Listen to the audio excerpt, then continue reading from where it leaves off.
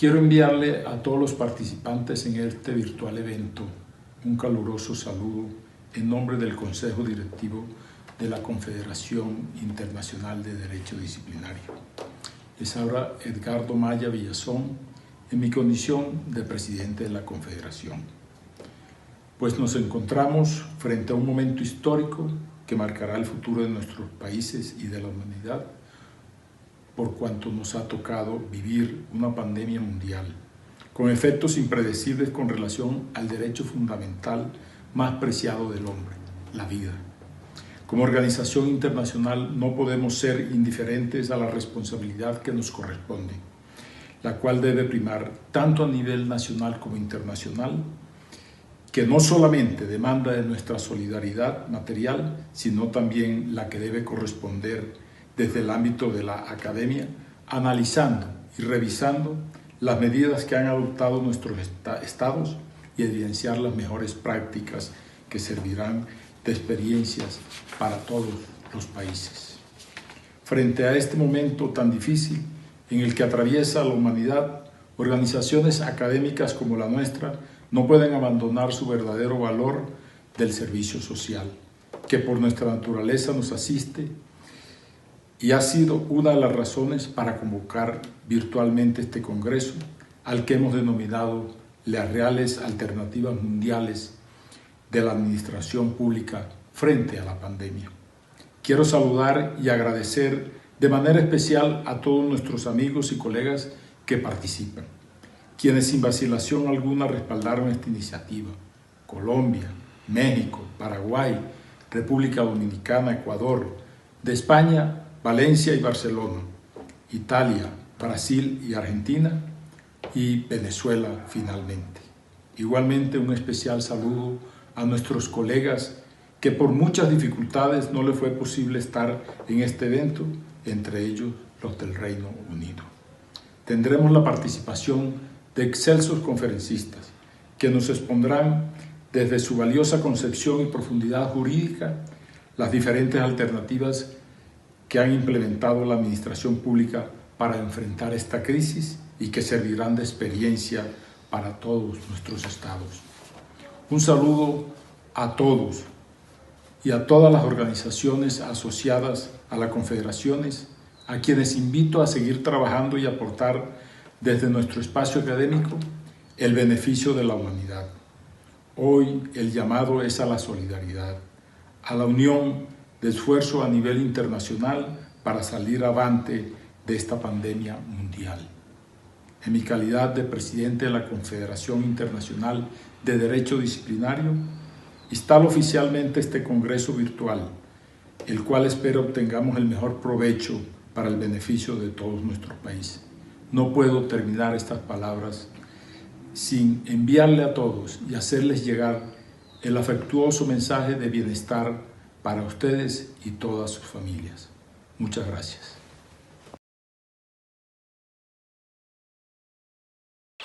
Muy buenos días para todos, miembros del Instituto Colombiano de Derecho Disciplinario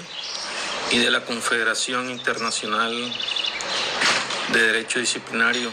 así como todas las personas que de alguna forma ven este video. Como consejero del Instituto Colombiano de Derecho Disciplinario y como fundador de la Confederación Internacional de Derecho Disciplinario, con todos los otros países que nos unimos a esta causa, en la consolidación de este proyecto que hoy llega a sus 10 años, queremos señalar de manera clara y oportuna que la crisis que a raíz de la pandemia del coronavirus se ha desatado en el mundo entero requiere poner a prueba lo que nuestros estados modernos consagran como herramientas para combatir lo que son catástrofes naturales o guerras internacionales que puedan afectar la supervivencia de nuestros pueblos. Sin embargo, creo que el tema de coronavirus desplaza en gravedad intensiva y extensiva, cuantitativa y cualitativa, cualquier otro reto que uno pudiese imaginar. El coronavirus, una pequeña proteína envuelta en un lípido, en grasa, de un tamaño solo asequible a la vista a través de los potentes microscopios electrónicos, ha puesto a prueba la arrogancia del poder. Por muy poderoso que sea un hombre, por muy poderoso que sea una persona, por muy poderoso que sea un país, no se encuentra exento de adquirirlo y sobre todo de generar globalmente una plaga que hoy nos tiene de verdad poniendo a prueba como civilización. Es decir, el ser humano como individuo, el ser humano como persona particular, independiente y autónoma, se encuentra indefenso ante las consecuencias catastróficas que tal virus pueda ocasionar la sociedad. Ya no es cosa de uno, de otro, de muchos, de grupos, de sociedades o de países. Es un tema de la humanidad. Y como humanidad, para enfrentarlo, ya tenemos que pensar en que lo único de verdad que nos puede sacar de este atolladero, que no solamente impacta de una manera catastrófica la salud pública, sino que tal vez también lleve a consecuencias que a mediano y largo plazo signifique la destrucción de gran parte de la infraestructura económica de nuestros pueblos, especialmente de aquellos que tenemos alguna esperanza de desarrollarnos. Por eso entonces es claro que tenemos que pensar como humanidad. Tenemos que pensar como Homo sapiens sapiens, es decir, el hombre que sabe, el hombre sabio. Y recientemente, hablo de unos 25, 30 años de atrás, se viene discutiendo en neurociencia, pero también en la sociobiología y en la psicología evolucionista, acerca de que algunas teorías más radicalmente darwinianas, aun cuando Darwin fue también uno de los primeros en postular estos acertos, señala que no fue lo que nos hizo hombre y llevó a que prevaleciéramos como especie en nuestro planeta la competencia y especialmente el individualismo. Se ha descubierto paulatinamente que el Homo sapiens, especialmente hace unos 70.000, 80.000 años, produjo una mutación genética que disparó la propensión a la solidaridad. Lo que indica entonces que hace parte de nuestro acervo cultural, genético y especialmente epigenético, término que involucra el gen, sino también la forma en que ese gen evoluciona culturalmente a través de la forma en que los genes se expresan, ese importante desarrollo que nos hace diferente a todas las especies. Esa interacción social absolutamente necesaria para que nosotros podamos pervivir como sociedades. Y se dice que evolucionando a través de ese gen específico, que a la par también pareciera que estuviera de alguna manera ligado con la evolución de la cultura, el pensamiento abstracto y el pensamiento lógico, especialmente con la pintura y las representaciones culturales más antiguas, como el arte, han llevado a la civilización a lo que es hoy. Ya hace 5 años el Voyager salió del sistema solar y navega por fuera del mismo a través de nuestra galaxia. Esos son logros que solamente ha podido llevar a cabo la humanidad a través de la solidaridad, a través del altruismo, a través del comportamiento prosocial, aquel que no piensa solo en el individuo, sino que fundamentalmente piensa como especie. La Constitución Política de 1991, cuerpo jurídico verdaderamente novedoso y, sin duda alguna, para el suscrito, como siempre lo ha defendido, una de las constituciones más importantes del mundo, ha señalado de manera clara tal forma de pensar. En su Constitución, de manera específica, Colombia como república tiene como fundamento del orden jurídico, es decir, como soporte del mismo,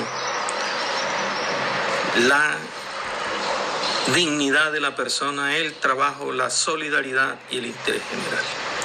Nótese cómo al componente dignidad del ser humano, que tiene que ver con la persona, con el individuo, se le agregan 3 componentes más: trabajo, solidaridad e interés general, que tienen que ver con ese pensamiento ya no del Homo sapiens sapiens como individuo, sino como el Homo sapiens como grupo de individuos, como civilización, como humanidad.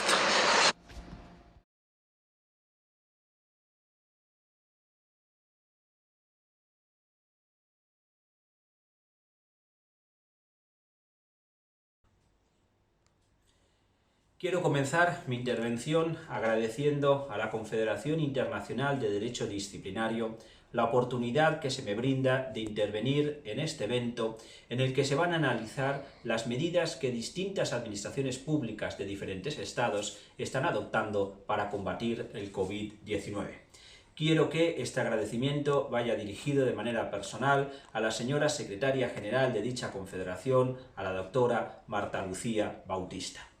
Pero me van a permitir también que antes de continuar con mi exposición mande un mensaje de cariño y afecto a todas las personas, familias y países que están siendo duramente golpeados por esta crisis del COVID-19. En especial quiero que ese cariño, afecto y también pésame vaya dirigido a las personas que han perdido a algún familiar o amigo.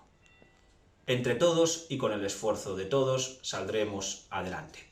Mi nombre es Luis Andrés Cucarella Galiana, soy catedrático de Derecho Procesal en la Facultad de Derecho de la Universidad de Valencia y el objeto de mi intervención es analizar con ustedes cuáles son las medidas que ha adoptado la Administración Pública Española para combatir el COVID-19. Para ello, la sistemática que voy a seguir en mi exposición es la siguiente. En primer lugar, haré referencia al contexto constitucional y normativo que regula y que permite la declaración del estado de alarma en España. Para ello tienen que saber que desde el 14 de marzo del presente año España se encuentra en estado de alarma constitucional y en ese sentido me gustaría, como les acabo de señalar, indicarles cuál es ese contexto constitucional y de ordenamiento jurídico que ha permitido la adopción de esta medida o que España se encuentre en esta situación de anormalidad constitucional. Por otro lado, en segundo lugar, analizaré cuáles son las medidas que ha adoptado la Administración Pública española para combatir esta pandemia. Como les decía, en primer lugar y como punto de partida, me gustaría señalarles brevemente el contexto constitucional en el que nos debemos mover. Y de entrada, quiero que sepan que el artículo 103, apartado primero del texto constitucional español vigente, que data del año 1978, establece que la administración pública sirve con objetividad los intereses generales de acuerdo con una serie de principios que se enumeran en esa disposición, pero en todo caso con sometimiento a la ley y al ordenamiento jurídico. Esa necesidad de sometimiento a la Constitución y al resto del ordenamiento jurídico no solamente se desprende del artículo 103, apartado primero del texto constitucional, sino también del artículo 9, punto primero del texto constitucional español, en el que se dispone que los ciudadanos y el resto de poderes públicos están sometidos a la Constitución y al resto del ordenamiento jurídico. Pues bien, como ven, si por un lado la Constitución encomienda a la administración pública una serie de funciones en el artículo 103, por otro lado, el artículo 117, apartado tercero del texto constitucional español, encomienda a la jurisdicción otras funciones. Esas funciones son las de juzgar y hacer ejecutar lo juzgado, funciones que se encomiendan en exclusiva al Poder Judicial.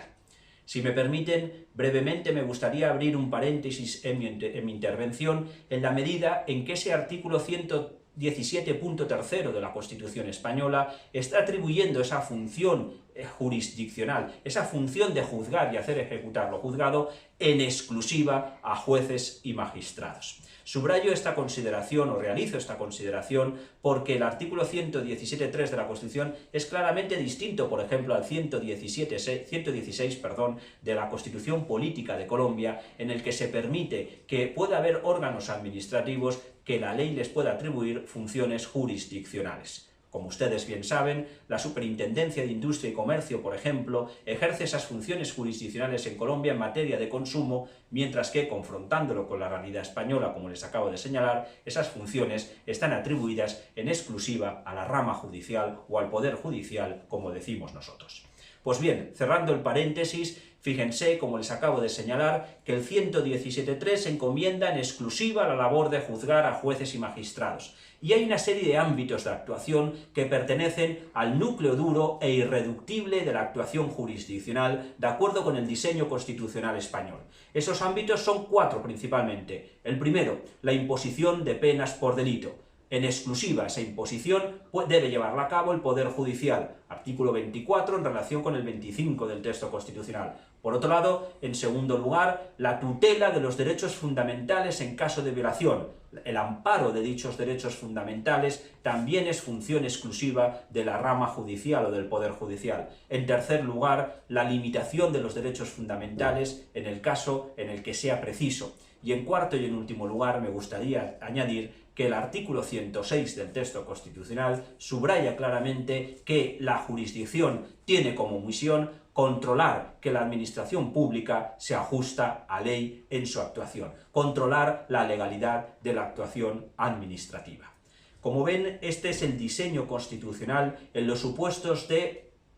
normalidad constitucional. Ese diseño puede verse alterado, puede haber ciertas modificaciones a consecuencia de que se entre en un supuesto de alarma, excepción o sitio. El artículo 116 de la Constitución española contempla estos 3 supuestos como casos de anormalidad constitucional. Y como les he señalado y les he anticipado hace un momento, España desde el 14 de marzo se encuentra en estado de alarma constitucional. Ese estado de alarma, para ser decretado, necesita tomar la iniciativa al Gobierno y, una vez decretado, tiene que llevar esa decisión al Parlamento y, en su caso, obtener también del Parlamento la prórroga del plazo inicial del estado de alarma. Esta es una diferencia clara entre el estado de alarma y excepción en España, en la medida en que en el estado de excepción el Gobierno, para que lo pueda decretar, necesita previamente la autorización parlamentaria. Sin embargo, en el caso del estado de alarma, es el Gobierno el que toma la iniciativa. El artículo 116 que les he citado requiere que haya una ley orgánica que desarrolle esos diferentes estados o esos diferentes supuestos de anormalidad constitucional. Esa ley, a día de hoy, es la Ley Orgánica 4 del año 1981, que contiene 3 iniciales artículos que son comunes a los estados de alarma, de excepción y sitio. Y de esos 3 artículos me gustaría destacar brevemente el tercero en su apartado primero. Ahí claramente se subraya que, a pesar de que España esté en un estado de alarma, de excepción o sitio, las actuaciones administrativas están sometidas a control jurisdiccional. Y luego, posteriormente, los artículos 4 a 12 regulan el estado de alarma. Ese estado de alarma, ya repetido varias veces, se decreta en España el 14 de marzo en virtud de un Real Decreto, el 463 de 2020.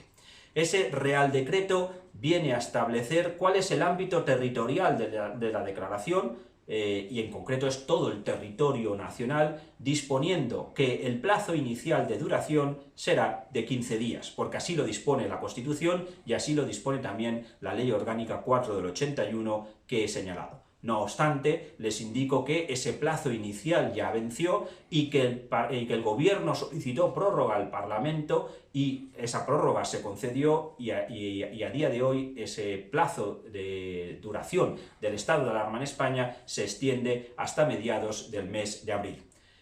Hace poco el presidente del Gobierno ha anunciado también que va a solicitar una nueva prórroga al Parlamento, de manera que el estado de alarma podrá ser prorrogado hasta finales de abril, anunciando que es posible que se puedan producir eventuales prórrogas. Como les decía, el ámbito de la declaración o el ámbito territorial es todo el territorio nacional, pero indicando que el jefe del gobierno, el presidente del gobierno, es el que asume la coordinación de las medidas y de las decisiones en materia de lucha contra el COVID, designando a 4 autoridades delegadas, como son la ministra de Defensa, el ministro de Interior, el ministro de Salud y el ministro de Transporte y Movilidad Sostenible. Fíjense y caigan en la cuenta que España es un estado autonómico, es un estado que está dividido en 17 comunidades autónomas y cada una de ellas tiene su propio presidente o presidenta, así como también su propio parlamento. Las comunidades autónomas tienen competencia, por ejemplo, en materia de salud, o hay también comunidades autónomas que tienen sus miembros de las fuerzas y cuerpos de seguridad, sus propios miembros de fuerzas y cuerpos de seguridad. Pues bien, en virtud de este estado de alarma, en virtud de este decreto de alarma, el Gobierno y, en su caso, las autoridades delegadas que he señalado, asumen la coordinación de todas las administraciones públicas en territorio nacional. Desde la Administración Nacional, por tanto, pasa a coordinarse las administraciones autonómicas y también las locales, pasando a estar, por ejemplo, todas las fuerzas y cuerpos de seguridad, ya sean nacionales, autonómicos y locales, a disposición y bajo la coordinación del Ministerio del Interior y, en definitiva, del jefe del Gobierno. Entre las medidas que se adoptan en ese decreto del 14 de marzo, en el decreto 463 que les he mencionado, me gustaría hacer referencia brevemente a 2, principalmente. Por un lado, la principal medida es la de confinamiento de los ciudadanos y, por otro lado, hay una serie de medidas que se refieren también a la explotación de pequeños negocios. Por un lado, cuando les indico las medidas de confinamiento, ahí se dispone que todas las personas tengan que estar confinadas en sus viviendas, teniendo excepcionalmente la posibilidad de salir a la vía pública para la adquisición de alimentos o para ir a la farmacia o, en su caso, para ir a entidades bancarias o compañías de seguros. Es decir, son supuestos excepcionales los que se tasan para poder salir a la vía pública como medida para combatir el COVID-19. Por otro lado, se dispone también el cierre de negocios minoristas, salvo aquellos que son considerados como esenciales, entre los cuales se incluye la alimentación, la venta de tabaco, la prensa, la papelería, las peluquerías, las tintorerías y la farmacia. 3 días después de haberse decretado el estado de alarma, el gobierno dicta un nuevo Real Decreto, el 465, en donde realiza algunos ajustes o precisiones a estas medidas inicialmente adoptadas. Por ejemplo, en relación con el confinamiento, se viene a establecer claramente que las excepciones de poder salir a la vía pública son individuales, es decir, que las personas no pueden salir en pareja o en grupo, salvo en supuestos excepcionales de cuidado de personas mayores, personas discapacitadas y otros supuestos excepcionales que se contemplan. O en el caso del cierre de negocios minoristas, se viene a establecer, por ejemplo, también el cierre de las peluquerías. Pero dense cuenta, desde el 14 de marzo, con los ajustes de 2017, se produce ese cierre en algunos negocios, pero las grandes industrias, la producción en materia de en fábricas o la construcción son actividades que siguen desarrollándose en esas primeras fases del estado de alarma. Hay que esperar al 27 de marzo de este mismo año para que el gobierno dicte unos nuevos decretos reduciendo el ámbito de actuación de esas actividades de las empresas y de la construcción para garantizar un mayor confinamiento y una lucha más adecuada contra el COVID-19. Les he apuntado esas medidas, como les he señalado, de confinamiento, entre las cuales también se dispone, obviamente, el cierre de las escuelas, de las universidades, de los museos, etcétera, para evitar la propagación del COVID-19. Pero por otro lado hay que añadir que ese 17 de marzo, en donde se hace el ajuste del decreto de alarma, el legislador español dictó un Real Decreto Ley, el número 8, con el que adopta una serie de medidas de carácter social y económico para combatir, en este caso, las consecuencias negativas desde un punto de vista económico que va a producir esta pandemia. Entre otras medidas, se incluyen las referentes a las moratorias en el pago de los préstamos hipotecarios. Son muchos frentes los que se nos abren, pero como les digo, es todo ello bajo la autoridad centralizada del jefe del gobierno y, en su caso, las autoridades delegadas, las 4 autoridades delegadas que les acabo de señalar. Si me permiten, me gustaría completar esta intervención haciendo también una reflexión o adicionando una información complementaria, en el sentido de que es cierto que para combatir adecuadamente el COVID-19 es necesario que se hayan adoptado medidas de índole extraordinario que han implicado la ampliación de las prerrogativas y de las facultades que tiene la administración pública. Un combate adecuado exige el confinamiento, pero es evidente que el confinamiento de las personas no puede llevar de la mano el confinamiento de los otros poderes del Estado. Por un lado, el Parlamento considero que debe jugar un papel clave en la crisis del COVID-19 y sobre todo en la supervisión de la actuación de la administración pública. En un sistema parlamentario como el nuestro, en esta crisis, el Parlamento no puede quedar confinado. Hay otro poder, el que se llama el cuarto poder del Estado, que también debe jugar un papel clave en los medios de comunicación para fiscalizar también la actuación de las administraciones públicas. Pero sobre todo, en tercer lugar, considero clave el papel del Poder Judicial. Al principio de mi intervención les estaba hablando del artículo 117.3 y de la función que tiene encomendada en exclusiva la jurisdicción, y les he añadido y les he señalado las 4 funciones o los 4 aspectos que pertenecen a ese núcleo irreductible de la labor jurisdiccional. Pues bien, una declaración de estado de alarma ha supuesto, obviamente, o puede suponer una modificación en esas cuestiones, por ejemplo, en lo que se refiere a la limitación de derechos fundamentales, puesto que la administración pública, los estados de alarma o los estados de excepción puede proceder a realizar de manera más activa esa limitación. Pero hay que tener bien presente, como digo, que el confinamiento de las personas no puede implicar el confinamiento del Poder Judicial en un Estado social y democrático de derecho y, por tanto, de acuerdo con el artículo 3.1 de la Ley Orgánica 4 del 81, la justicia tiene que seguir fiscalizando las actuaciones de la administración pública en el momento en que estamos ahora de estado de alarma. tengan muy presente que la disposición adicional segunda del decreto 463 del presente año, con el que se acuerda o se decreta el estado de alarma, viene a establecer que los plazos judiciales, las actuaciones judiciales se suspenden, pero hay actuaciones que no se deben suspender y que evidentemente ahora más que nunca son necesarias en el caso en que pudieran cometerse algún tipo de abusos. En este caso no hay que perder de vista la necesidad de actuación en los supuestos de habeas corpus, no hay que perder de vista las medidas que son excesivamente necesarias a día de hoy, pueden serlo en los casos de violencia de género, las medidas de protección, las actuaciones de guardia o con detenido, obviamente eso no puede quedar objeto de suspensión o paralización, pero sobre todo también es necesario que estén bien activos los cauces para poder solicitar ante la jurisdicción el amparo o la tutela de los derechos fundamentales de acuerdo con lo previsto en la Ley 15 de 2015.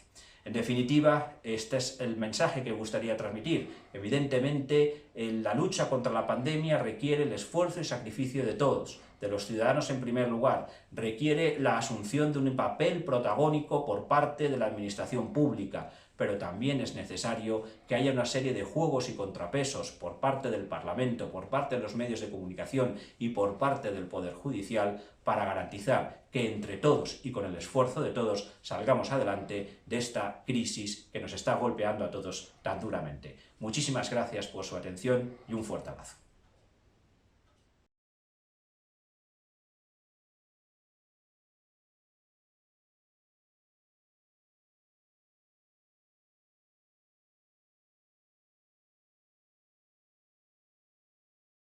Saludos amigos, queremos manifestar nuestro agradecimiento a la Confederación Internacional de Derecho Disciplinario por la invitación que nos formulara a través de la Secretaría General. Soy Julio César de la Rosa Tiburcio, presidente del Instituto Dominicano de Derecho Disciplinario. La República Dominicana, al igual que todos los países del mundo sin excepción, ha sido impactada por la presencia en su territorio del COVID-19 declarado como pandemia por la Organización Mundial de la Salud. Como la mayoría de los países afectados por esta pandemia,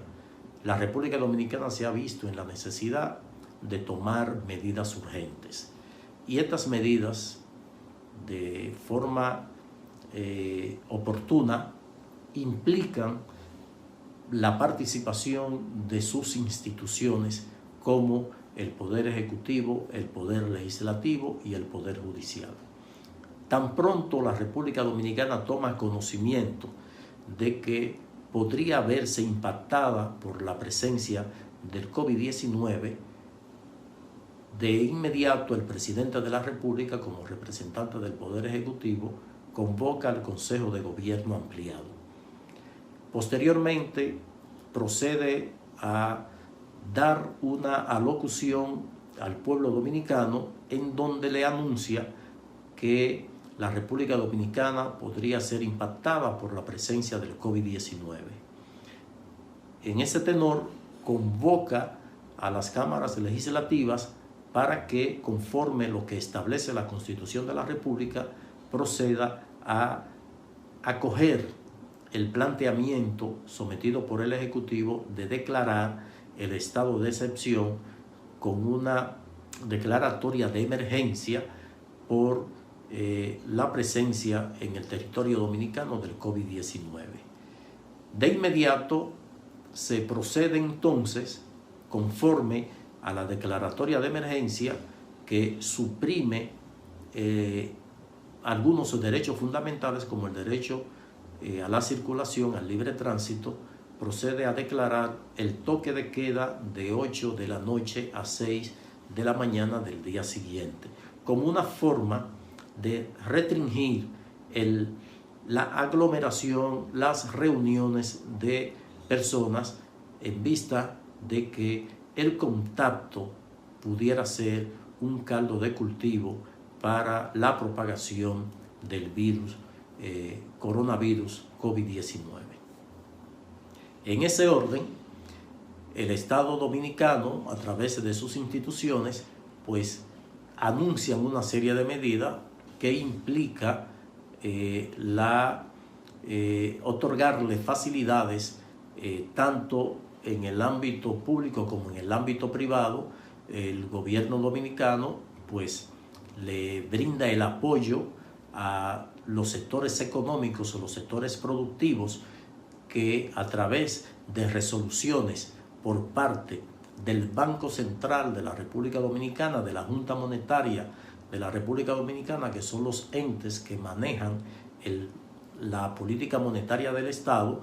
el Ministerio de Hacienda, que conjuntamente con el Ministerio de Economía son quienes llevan la política económica y de recaudación del Estado Dominicano, pues a través de estas instituciones emiten resoluciones, lo que procura paliar los efectos que pudiera, como actualmente está ocurriendo, provocar el coronavirus, sobre todo por las medidas que implican detener la presencia del virus o la propagación del virus. En ese orden, el Instituto Dominicano de Aviación Civil, que es el ente estatal que administra el tráfico aéreo comercial en la República Dominicana, pues procede también a resolutar el impedimento de la llegada y salida de aeronaves comerciales al territorio dominicano. La República Dominicana, como algunos de ustedes conocen, es uno de los estados a donde llegan más turistas cada año, y sobre todo la procedencia de estos visitantes que tenemos todos los años provienen de países impactados por el COVID-19, como son los propios Estados Unidos, Italia, Alemania, Inglaterra, Rusia y España. Pues esto obliga al Estado Dominicano pues prestar mucho más atención. Todas estas medidas pues evidentemente deben estar amparadas en esa declaratoria de emergencia que acoge el Congreso de la República, que en principio fue por unos 25 días y que tendrá necesariamente que ser ampliado, porque se advierte que el pico de la presencia del virus en la República Dominicana, al igual que otros estados que ya tuvieron la experiencia de tener en su territorio la presencia del COVID-19, pues apunta a que llegará el momento en donde se va a producir ese pico o la elevación de la curva que los entendidos en estadística pues plantean como una posibilidad. Pues a todo esto, el Poder Ejecutivo, pues amparado en esa declaratoria de emergencia, pues ha hecho uso de la dispensa que establece la Ley de Compras y Contrataciones Públicas, a la 340-06, que cuando se produce una emergencia que obliga a el llamado para compras y contrataciones públicas de urgencia, pues es liberado este procedimiento del plazo, y sobre todo que puede apelar a los recursos que no habían sido presupuestados para la adquisición de determinados rubros, ya que la ley establece que para proceder a comprar o a contratar una institución pública deben estos fondos estar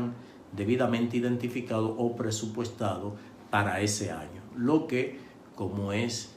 natural, por tratarse de un evento del cual no se tenía la previsión de que pudiera producirse, pues evidentemente que ha sido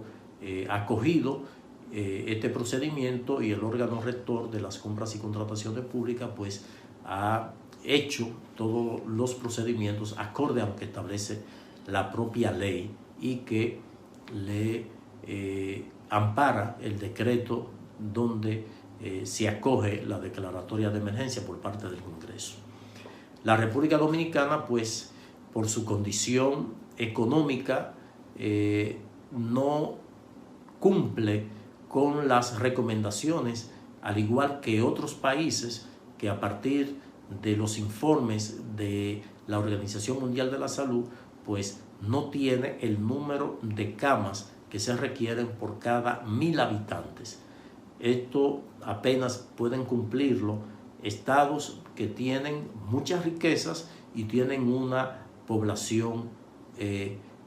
prácticamente ínfima, no como la República Dominicana, que tiene una población de más de 10 millones de habitantes, entre ellos unos 2 millones de extranjeros.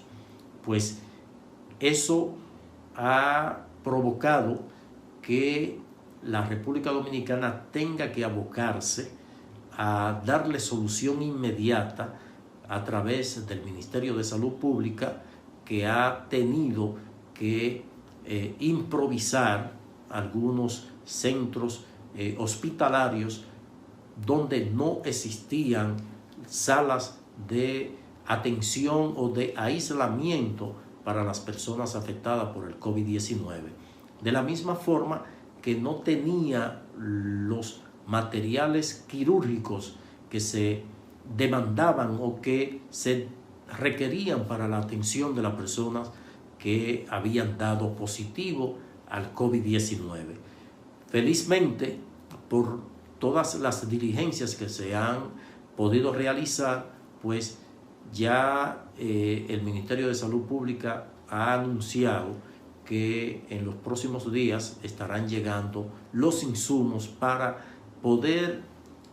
abastecer a los hospitales, así como del medicamento que ya la Organización Mundial de la Salud autorizó que pudiera emplearse en el tratamiento a las personas afectadas, y de hecho ya la República Dominicana, dentro de sus estadísticas, pues presenta un número considerable de personas que han podido rebasar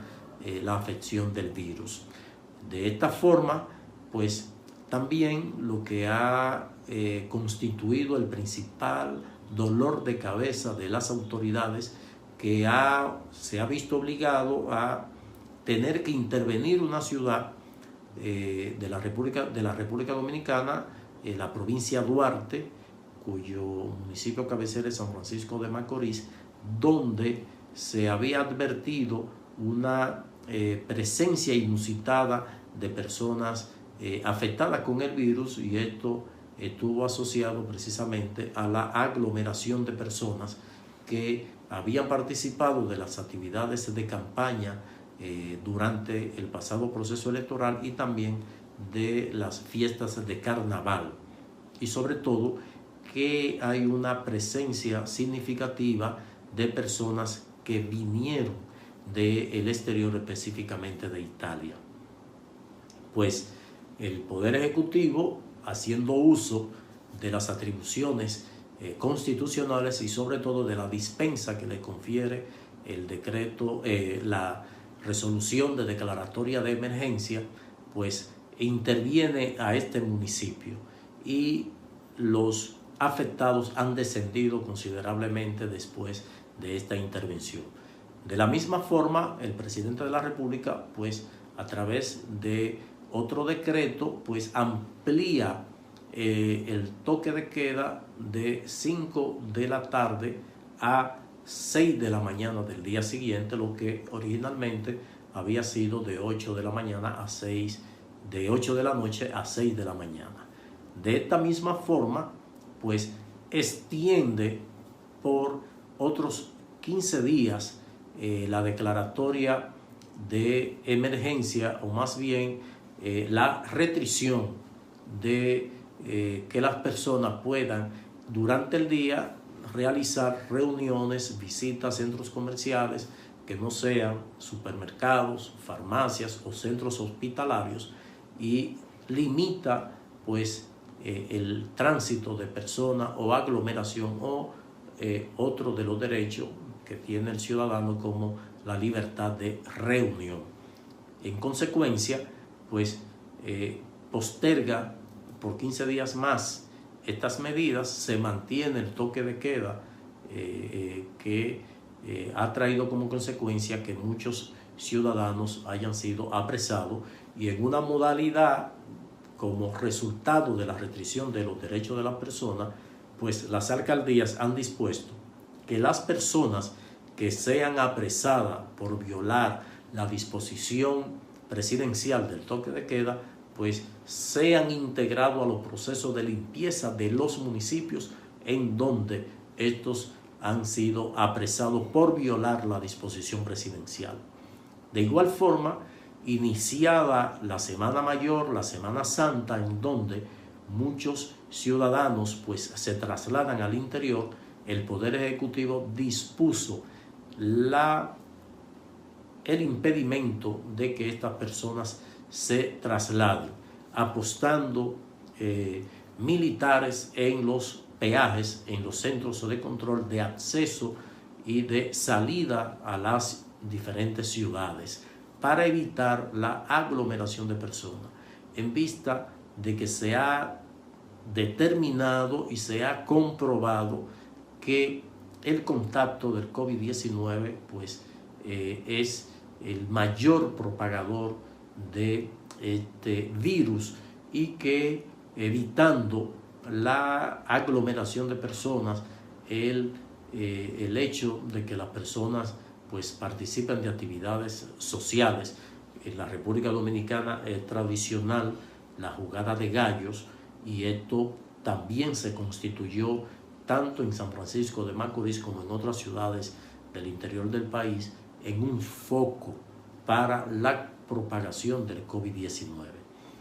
El Poder Judicial, pues en ese mismo orden, también ha tomado medidas y ha implementado lo que es una modalidad que nosotros entendemos que podría ponerse en práctica cuando se pueda anunciar que se puede llegar a la normalidad o a la vida o a realizar las actividades cotidianas, y es las audiencias a través de los sistemas electrónicos. Las universidades, que al igual que el sistema de educación de la República Dominicana, el Ministerio de Educación pues resolutó la suspensión y la implementación de la docencia a través de los diferentes mecanismos virtuales, lo mismo que el Ministerio de Educación Superior, Ciencia y Tecnología, dándole la facilidad a las universidades para que estas puedan implementar pues algunos sistemas de comunicación para impartir docencia a través de la tecnología de la información y de la comunicación. En sentido general, la República Dominicana se ha visto impactada, y las consecuencias de este impacto lo vamos a ver más adelante, porque se trata de una nación que tiene sus ingresos garantizados en una economía de servicio como lo es el turismo y las remesas, en vista de que el turismo se ha visto afectado precisamente por la pandemia, no solamente por la presencia de la República Dominicana, sino en los países, en los territorios de donde provienen los turistas, pues evidentemente que esto va a impactar la economía. Debemos destacar que los sectores, el sector privado, sobre todo el financiero, pues ha puesto en marcha un plan de postergar el pago por 90 días de los compromisos financieros o crediticios que tienen los dominicanos. Todos aquellos clientes de la banca privada que tenga un préstamo. Algunos le exoneraron del pago del mes de marzo, del mes de abril y del mes de mayo. Otros lo hicieron exonerando de pago o postergando estos tres meses luego de la declaratoria de emergencia. Lo han diferido al final del préstamo. Si es un préstamo de 60 meses, pues ha sido prolongado a 63 meses, dándole con esto un alivio a los clientes de no preocuparse por el pago de estos 3 meses de sus préstamos. De la misma forma que el Poder Ejecutivo, a través del Ministerio de Trabajo, pues ha desarrollado un esquema de compensación al sector privado para que pueda mandar de vacaciones a sus empleados. Aquellos que no califiquen para las 2 semanas de vacaciones, pues el sector privado debe adelantarle una semana y pagarle otra semana. A través de los programas sociales, el Poder Ejecutivo pues ha dispuesto el programa Quédate en Casa, que es el aumento a las familias que reciben cerca de 1,000 pesos, unos $20 mensuales, y que se va incrementando a aquellas familias por el hecho de tener un número determinado de hijos o por mandarlo a la escuela, pues también se va incrementando. Le ha sido aumentado a 5,000 pesos y han sido incorporados cerca de 800,000 familias que van a recibir esta ayuda por 90 días. Solamente tendrán que presentar su cédula de identificación en los establecimientos que forman parte de este programa. De la misma forma que a través de otro programa el Poder Ejecutivo ha dispuesto otorgarle el 70% del salario de aquellos trabajadores que han quedado cesantes porque las empresas han tenido que cerrar sus operaciones. De las primeras medidas que tomó el Poder Ejecutivo fue cerrar de manera total algunas instituciones, entre ellos 2 ministerios. De la misma forma que los que iban a quedarse laborando tenían que hacerlo al 50% y debían despachar a todos aquellos que tuvieran más de 60 años, aquellos empleados o servidores públicos que tuvieran más de 60 años o que tuvieran una condición médica persistente. Lo que significa que las instituciones que están actualmente laborando lo están haciendo con un personal mínimo y sobre todo en áreas como las financieras y de compras. Las instituciones como Ministerio de Salud Pública, el Ministerio de las Fuerzas Armadas o el Ministerio de Defensa, la Policía Nacional, están trabajando a toda capacidad, y el Poder Ejecutivo anunció un incentivo por estos meses a agentes de la Policía Nacional y al personal médico del Ministerio de Salud Pública que está prestando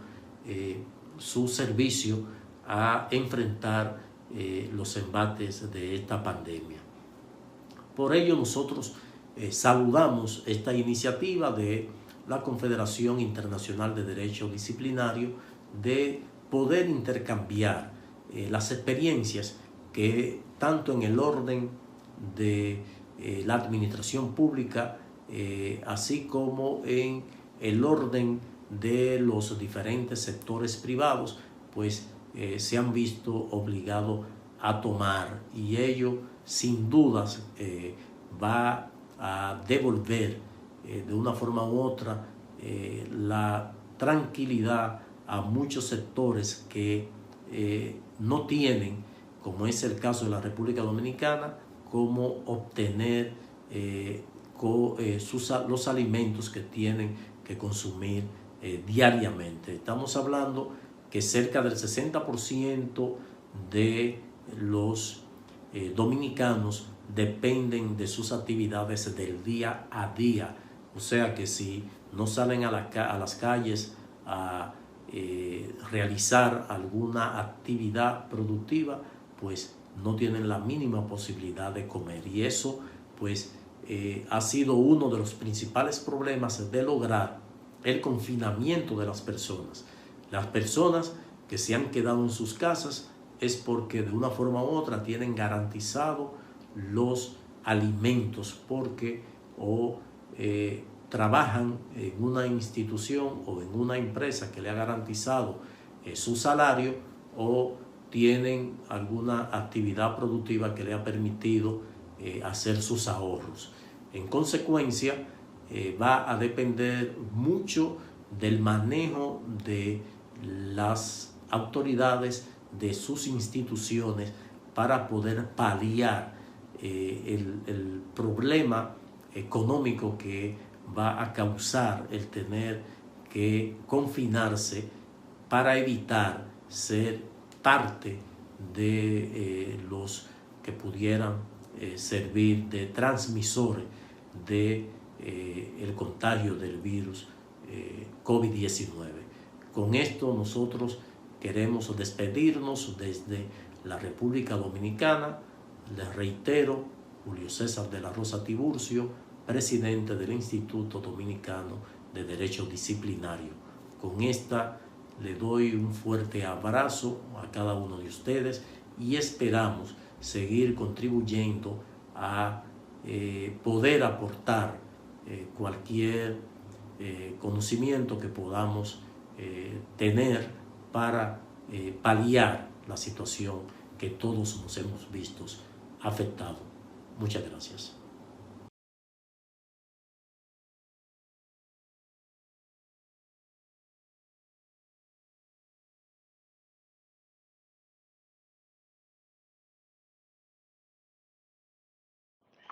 Greetings from Italy. I'm sorry, I speak English, but my Spanish is not very good. I mean, I can understand and read and understand Spanish, but I cannot speak it correctly.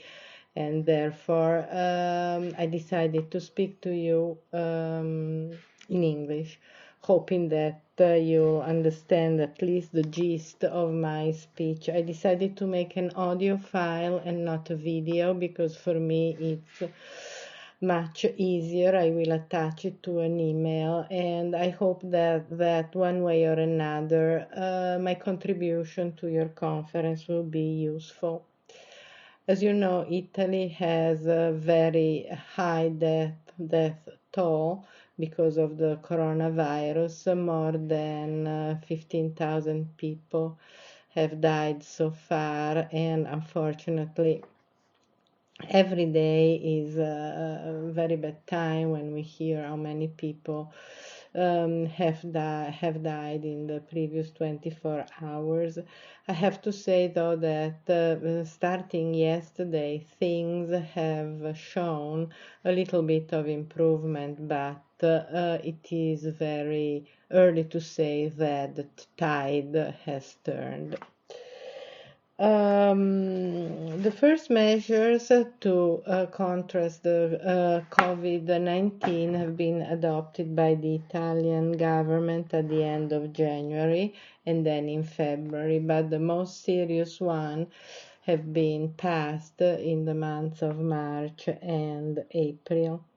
Among the first measures, there was the stay of the payment of every kind of taxes and contributions to the government,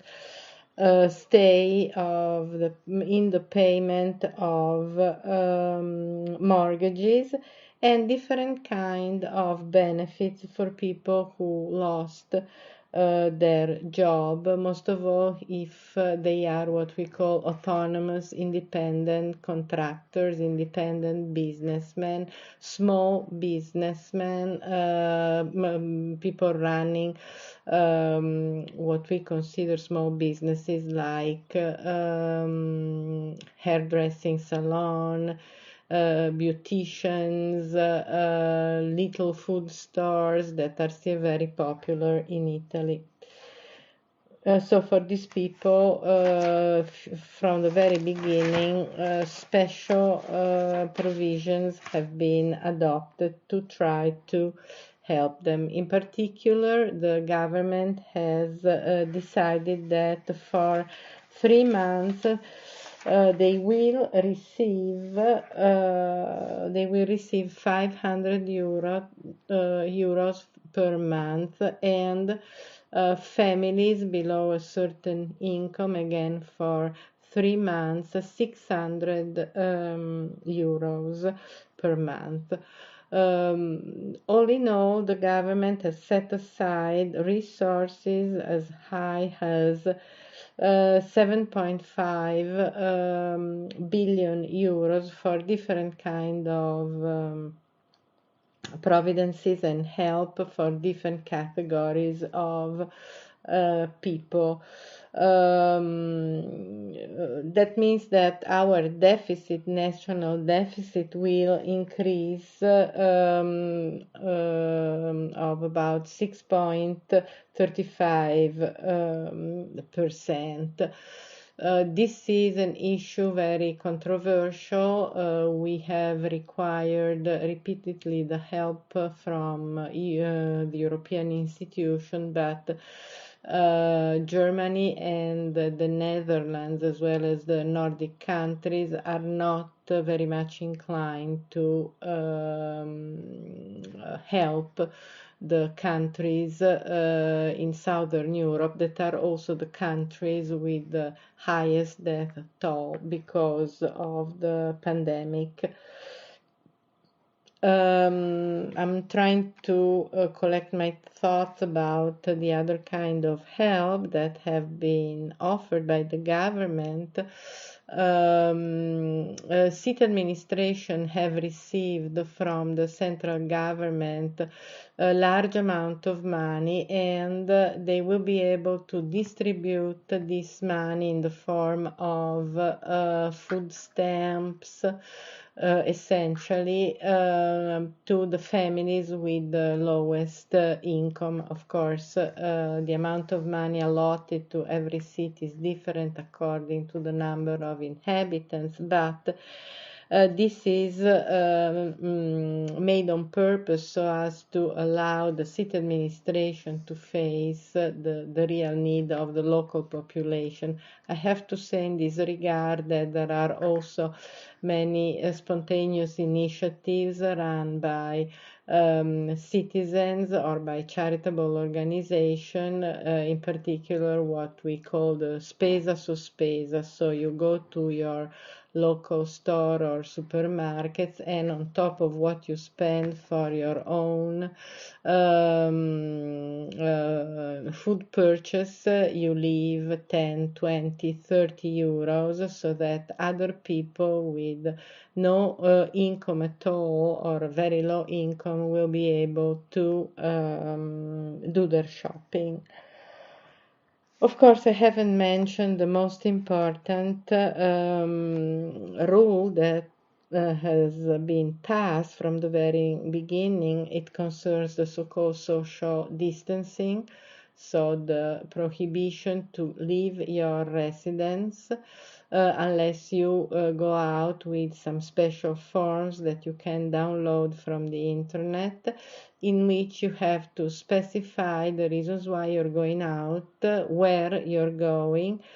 and how long you think you'll be out. For each family, only one person can go out, for instance, to do the shopping, and supermarkets allow people to go inside only one by one. At the beginning, these rules were not very strict. Now they are very strict, with a lot of control performed by the local police of the national police in order to prevent frauds, because for many people apparently it's difficult to understand that the only protection we have as of now is the social distancing, meaning the fact that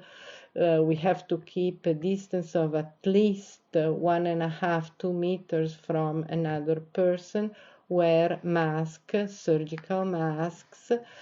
possibly wear gloves, and anyway try to stay at home as much as you can. That means also that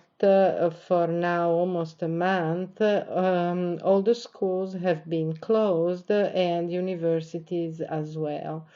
Since the end of February, the University of Pavia has established courses online using 3 platforms. One platform that was established within the university system a long time ago, and which is dedicated to the teaching online. Then we also use for other purposes platforms such as Zoom or Google Meet or Skype for Business. But I mean, we have a large variety of possibilities to keep on teaching, even though, of course, sometimes there are some problems, and all in all, I can say we are not so familiar with distance teaching, e-learning, and things like this. At the end of this week, and probably until the end of the semester, we'll have exams online. We'll use this our exams are only strictly oral, so we'll have exams using this platform, Google Meet, and toward the end of April and then in June we'll have also graduations online. As you can imagine, all these things are completely new for the majority of professors, so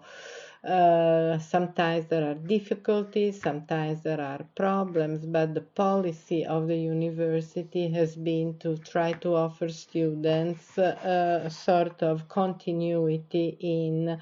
their student lives, which means having classes every day, opening up the virtual library, so increasing the number of resources online, which has been done in a very interesting way, at least in my university, the University of Pavia, so as to give students the feeling that even though they have to stay at home, we try to do the best we can to offer them the same thing they would receive if they were in Pavia at the university. The same holds true more or less also for high school and intermediate school, and to a certain degree also for elementary schools, even though you can imagine things are quite difficult, not so much for the schools, because nowadays most schools have the tools to conduct distance teaching, but for families, many families still don't have a computer. And therefore, if you don't have a computer, it is very difficult that you can attend all these virtual classes. At the same time, you also need a wideband internet Wi-Fi connection, and again, this is not something that everybody has, but I guess that from a certain point of view, all these efforts that we are doing now will be useful also in the future, and probably will force in a way all the public system of instruction to change and to adopt new techniques. I was saying that businesses have received a wide variety of support, financial support, and support of other kinds. As far as workers, in Italy we have a different system of layoffs, which imply the payment for a certain number of months of the full salary and then a progressive reduction in the salary. But all these systems are in place. I mentioned the fact that for people who have lost their job or don't have any way to make money, just think about bar, restaurants that have been closed for almost a month. There are these contribution from the government for a period of 3 months, 500 or 600 euros a month. Now, I mean, this special contribution lasts only 3 months, but I suppose that they'll be extended longer.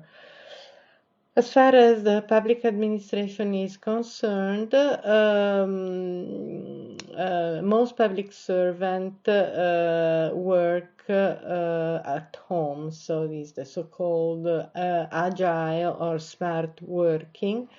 In general, it is done through your personal computer system, your personal means, but some public administration as well as private companies have provided employees with the appropriate equipment. Let's talk a little bit about mortgages. New mortgages will be offered, so new form of financial support with a guarantee will be offered to business at 0 interest or at very, very low interest for a period of at least 15 years. Special support measures have been enacted for businesses operating in the field of tourism because, of course, the whole season now and also the summer season